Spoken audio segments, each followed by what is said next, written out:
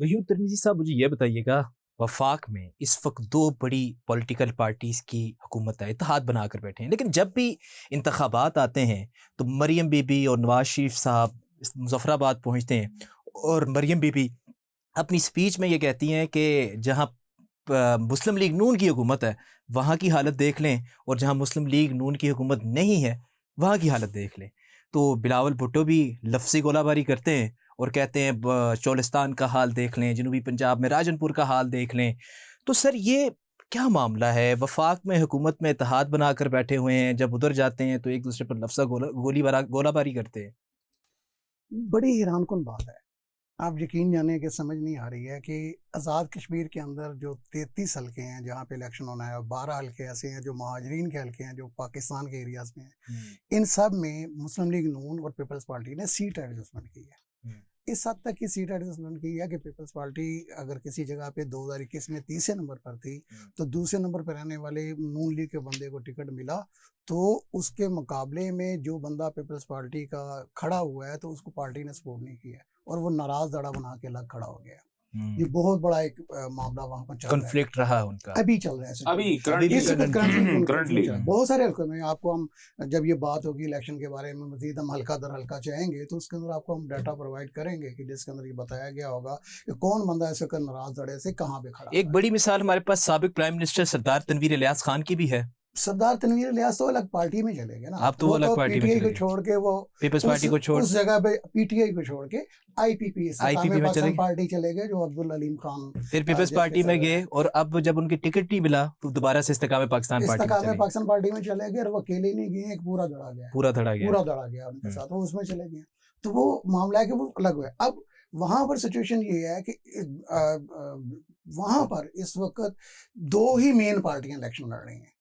एक वफाकी अलायंस जिसमें पीपल्स पार्टी और नून लीग के मुश्तरका टिकट्स हैं, और उनके मुकाबले में आईपीपी, जो पीपी के ज्यादातर कैंडिडेट्स वो हैं जो पहले पीटीआई में थे। मसलन मिसाल के तौर पे अभी पहले मरले पर इलेक्शन के 13 हल्कों में इलेक्शन हो रहे हैं, जिसको हम कहते हैं कि जी ये हमारा वो डिवीजन है, मीरपुर डिवीजन में 13 हल्कों में इलेक्शन हो रहा है। उस 13 हल्कों में से 9 हल्के वो थे जिस पर 2021 में पीटीआई जीती थी, 3 हल्कों में पीपल्स पार्टी जीती थी, एक हल्का नून लीग का था। अब वो 9 के 9 में से एक बंदा भी ऐसा नहीं है जो पीटीआई के साथ खड़ा हो। 9 के 9 जो बंदे हैं इस वक्त आईपीपी के टिकट के ऊपर है।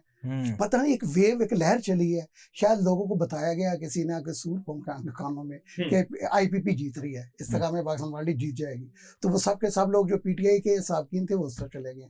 लेकिन एक बहुत अहम पहलू है, याद रखिएगा, अलीम खान के अंदर पीटीआई के कारकुनों में बहुत ज्यादा नफरत है अलीम खान और आईपीपी के खिलाफ। उनको ये लगता है कि अलीम खान ने इमरान खान को धोखा दिया है।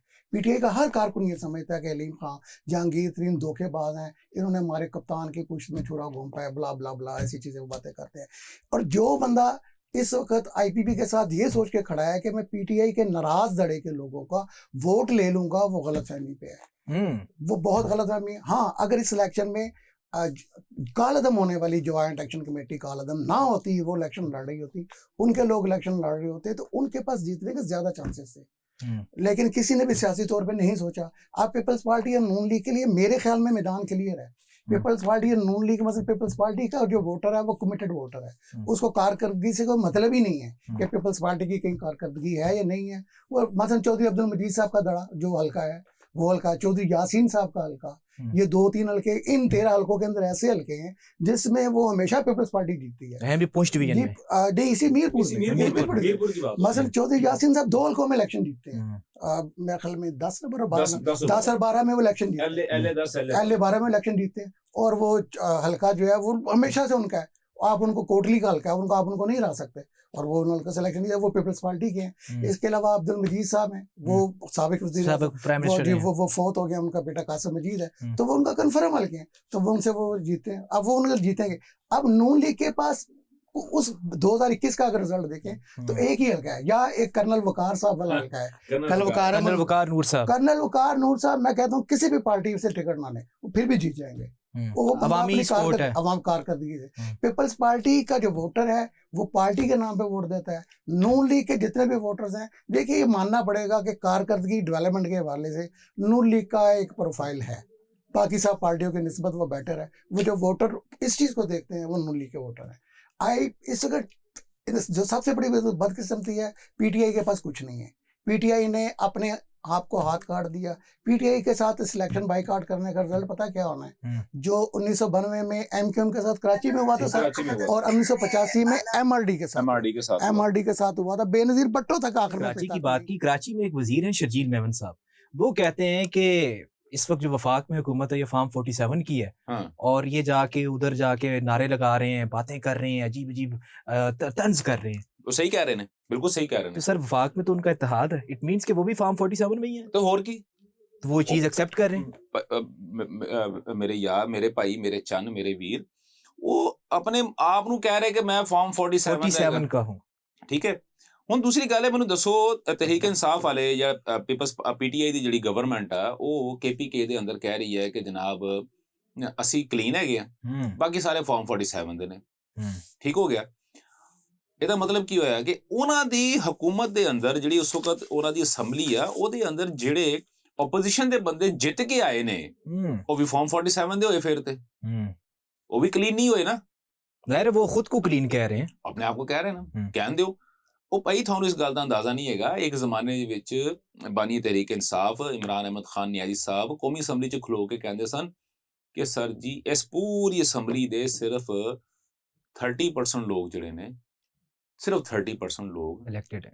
ਨਹੀਂ, ਉਹ ਕਹਿਣਾ ਨਹੀਂ ਚਾਹੀਦਾ ਸੀਗਾ, ਉਹ ਕਹਿੰਦੇ ਸੀ ਲੀਗਲ ਨੇ। ਬਾਕੀ ਸਾਰੀ ਅਸੈਂਬਲੀ 70% ਅਸੈਂਬਲੀ ਜਿਹੜੀ ਹੈ ਨਾ ਇਲੀਜੀਟੀਮੇਟ ਹੈ। ਯਾਨੀ ਕਿ ਉਹਦਾ ਹੁਣ ਉਰਦੂ ਪੰਜਾਬੀ 'ਚ ਤਰਜਮਾ ਕਰੀਏ ਤੇ ਬੜਾ ਭੈੜਾ ਜਿਹਾ ਤਰਜਮਾ ਬਣਦਾ, ਤਾਂ ਹੁਣ ਮੈਂ ਉਹ ਗਾਲ ਜੀ ਬਣ ਜਾਂਦੀ ਹੈ, ਸਿੱਧੀ ਜੀ ਗੱਲ। ਠੀਕ ਹੈ ਨਾ। ਤੁਸੀਂ ਕਰ ਦਿਓ, ਅਸੀਂ ਬੀਪ ਲਾ ਦਵਾਂਗੇ। ਤੁਸੀਂ ਬੀਪ ਯਾਰ ਰਹਿਣ ਦੇ, ਬੀਪ ਲਾ ਦੇਗਾ ਤੂੰ, ਮੈਨੂੰ ਪਤਾ ਉਂਝ ਚਲਾ ਦਿੰਦਾ, ਬਾਅਦ 'ਚ ਫਿਰ ਗਾਲਾਂ ਮੈਨੂੰ ਪੈਂਦੀਆਂ ਨੇ। ਅੱਛਾ, ਗੱਲ ਹੈਗੀ ਹੈ ਉਹ ਸਿਰਫ ਆਪਣੇ ਆਪ ਨੂੰ ਜਿਹੜਾ ਬੰਦਾ ਸਮਝੇ ਕਿ ਮੈਂ ਕਲੀਨ ਆ, ਠੀਕ ਹੈ, ਤੇ ਬਾਕੀ ਸਾਰੇ ਭੈੜੇ ਨੇ, ਬਾਕੀ ਸਾਰੇ ਚੋਰ ਨੇ।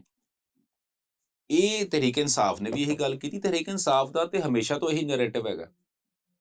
ਹੁਣ ਦੇਖੋ ਨਾ, ਤੀਸਰੀ ਹਕੂਮਤ ਹੈਗੀ ਹੈ ਮੁਸਲਸਲ ਕੇਪੀਕੇ ਦੇ ਅੰਦਰ, ਕੇਪੀ ਦੇ ਅੰਦਰ ਤੀਸਰੀ ਮੁਸਲਸਲ ਹਕੂਮਤ ਹੈ, ਮੁਸਲਸਲ ਹਕੂਮਤ ਹੈ। ਤੇ ਉਹ ਮੌਲਾਨਾ ਫਜ਼ਲ ਰਹਿਮਾਨ ਪਿੱਟਦਾ ਹੈ, ANP ਵਾਲੇ ਪਿੱਟਦੇ ਨੇ, ਪੀਪਲਸ ਪਾਰਟੀ ਵਾਲੇ ਪਿੱਟਦੇ ਨੇ, ਠੀਕ ਹੈ, JUI ਵਾਲੇ ਪਿੱਟਦੇ ਨੇ।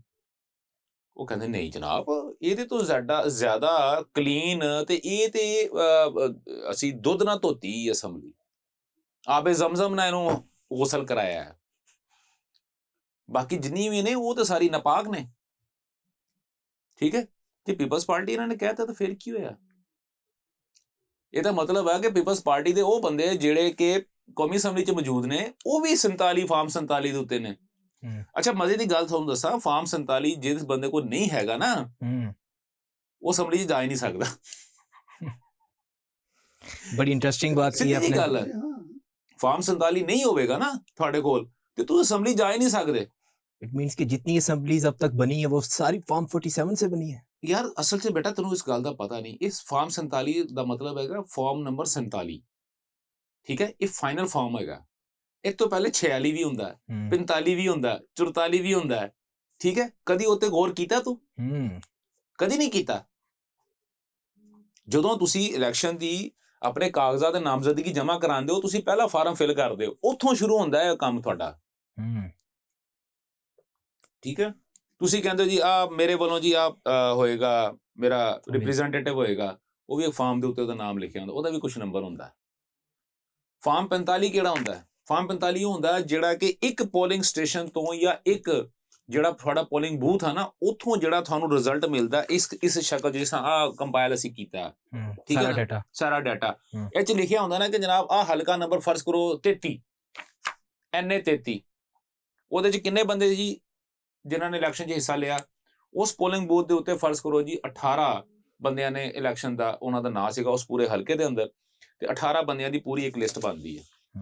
ਹਰ ਬੰਦੇ ਨੇ ਜਿੰਨੇ ਵੋਟ ਹਾਸਿਲ ਕੀਤੇ ਨੇ ਉਹਦਾ ਨਾਂ ਲਿਖਿਆ ਜਾਂਦਾ, ਉਹਦੇ ਅੱਗੇ ਤਾਦਾਦ ਲਿਖੀ ਜਾਂਦੀ ਹੈ, ਜਿੰਨੇ ਉਹਦੇ ਵੋਟ ਕੈਂਸਲ ਹੋਏ ਉਹ ਵੀ ਲਿਖੇ ਜਾਂਦੇ ਨੇ, ਟੋਟਲ ਵੋਟ ਜਿਹੜੇ ਕਾਸਟ ਹੋਏ ਨੇ ਉਹ ਵੀ ਲਿਖੇ ਜਾਂਦੇ ਨੇ, ਪੂਰੇ ਹਲਕੇ ਦੇ ਅੰਦਰ ਜਾਂ ਉਸ UC ਦੇ ਅੰਦਰ ਜਿੰਨੇ ਵੋਟ ਹੁੰਦੇ ਉਹ ਵੀ ਲਿਖੇ ਜਾਂਦੇ ਨੇ।